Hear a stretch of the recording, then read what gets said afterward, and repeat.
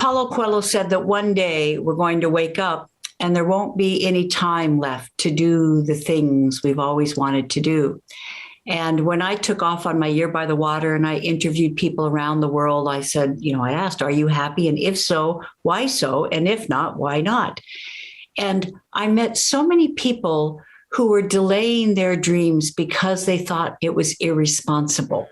They thought the responsible thing to do was to take care of their family and to work at a job they hated and to kind of get through the days because someday they were going to be able to get back into sports or they're going to be able to pick up photography or resume their music or something like that. And that's a prescription for regret. I'll always remember there was a young man in his 30s. He and his wife both worked full time. They had 2 children with special needs. And when I asked him what his dream was, do you know what he told me? What? I don't dream anymore. It's too painful. Oh. And it was 7 days a week. And he just didn't even dream anymore because it seemed unfeasible. It seemed like it wasn't realistic for his life. Mm. And I believe that what we accept, we teach. And that if we are taking ourselves out of the story, and if we are sacrificing ourselves in what we think is noble serving of others, we are modeling for the people around us that we do not count. And that I think what we want to model is that we do matter and that we do take responsibility for having at least one thing in our life that lights us up and that it's not selfish, it's smart. And you want a great story about that? Please, always. Okay. Well, as you know, in the Someday book, there is a happiness quiz, right? And the idea is we want to be realistic. This young man, full-time job, 2 children with special needs, there's not going to be a whole scale change in his life. That is unrealistic. However, for him to identify one thing that he and his wife can do every week to have what's called Ikigai. Ikigai is a Japanese term for reason to wake up in the morning, a purpose, something to look forward to. What is one thing a week that you could look forward to? So if you would like, after the podcast, we can make available through you that quiz. Takes 4 minutes, and it can help people figure out what that one thing is.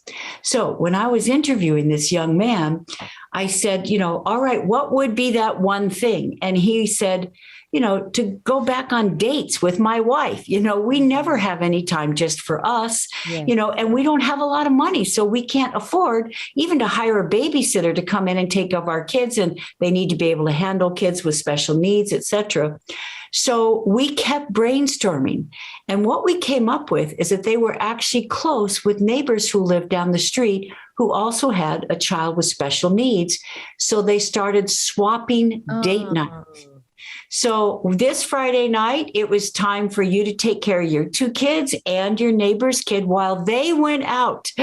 And the next Friday, it was your turn. And now, Jackie, here are the rules.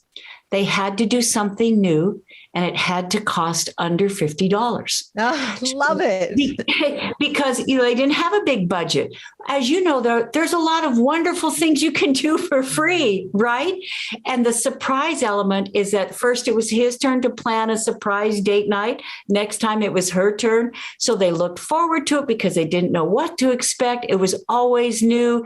It brought them back together as a couple, and it compensated for the rest of the week where they really were just taking care of responsibilities. They loved their children and they appreciated their work. However, life is not meant to be a drudge. It's meant to be a blessing, and we can take responsibility for that, can't we? Oh, absolutely. I love that story so much. And it reminds me of a quote that you shared, which was, she was twice blessed. She was happy and she knew it. So beautiful.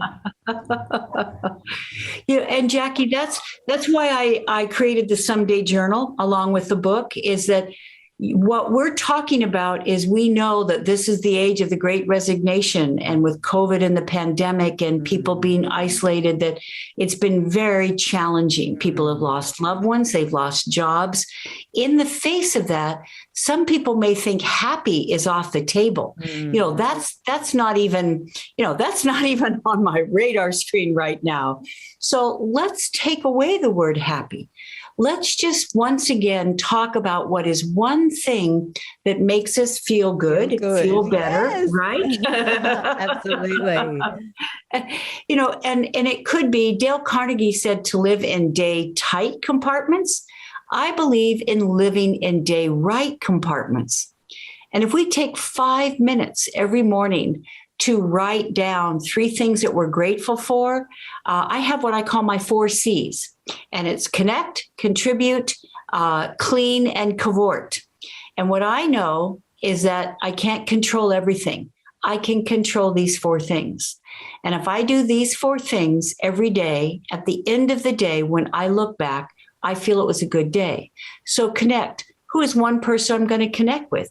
It could be, my sister. It could be a friend I haven't talked with in 10 years. It could be somebody I met at an event and we promised we'd follow up and I never did. So who's one person I'm going to connect with? The second, contribute. What is one thing I'm going to do today to add value, to feel that I'm doing something that's meaningful? And it could be writing a blog. It could be doing a consult or a presentation, or it could be thinking of someone who's in time of need and doing something that would surprise them and let them know that they're cared for and loved for.